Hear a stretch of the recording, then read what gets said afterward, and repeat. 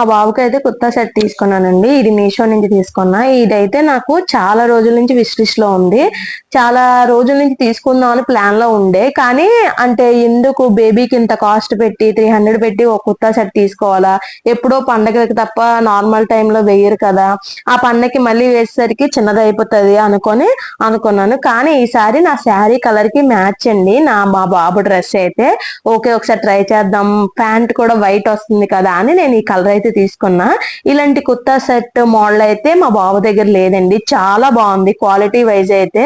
మీషోలోనే normal kurta sets ఉన్నాయి.